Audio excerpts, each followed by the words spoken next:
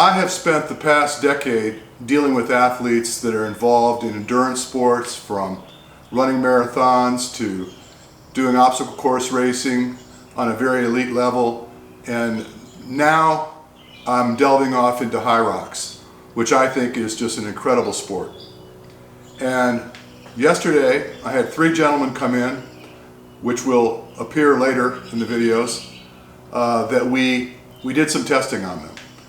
We, of course, as always, did a gait analysis and worked on some gait corrections to help them get better at the way they move and the way they run, lower the cost of work, increase efficiency, minimize the injuries, and looked at their VO2 scores, try to find out what their metabolic response to work is, and that way we can better provide them with information on how they can get the most from their training.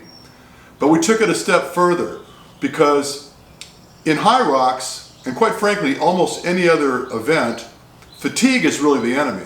It's not about the particular event, it's not about the competition, it's about how well can you stave off the ensuing production of fatigue. And fatigue comes on in all sorts of fashions, but principally it's a function of how much lactate your body is producing and how well your body contends when the lactate, when it does. So we went in deep. Not only did we do lactate threshold testing here, more specifically anaerobic threshold testing on the treadmill, but we took it to the skier, and then we took it to the rower, and we looked to see what the consequence of work was between each of those devices. And interestingly enough, there's a pretty profound difference in the way the body responds to work when you're running versus being on a rower and versus being on a skier. Now, we obviously didn't test all of the different events, but we had a really good snapshot of what would be the way to best approach training with these different modalities to get the most from the training influence any given workout. Slap your hips, nice and tall, nice and tall. Get up nice and tall.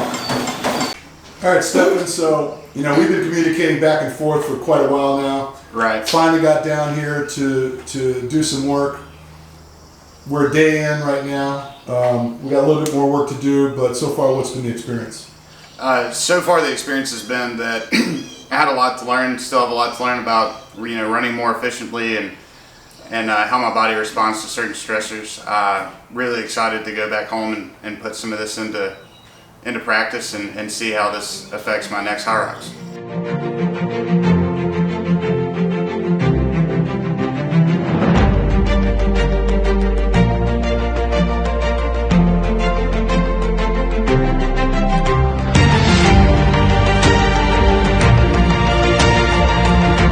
All right, Drew, you came down with the guys, and principally the same needs, same desires.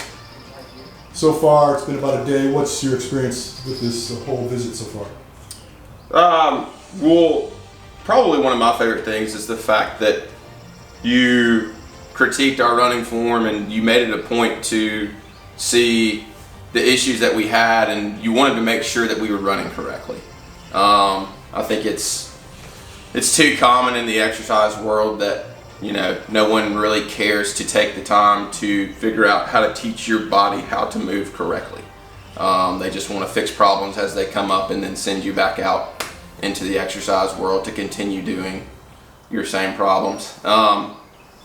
Getting the VO2 max testing, you're backing up, what you're telling us with science. You're proving, that this is what we're supposed to be doing.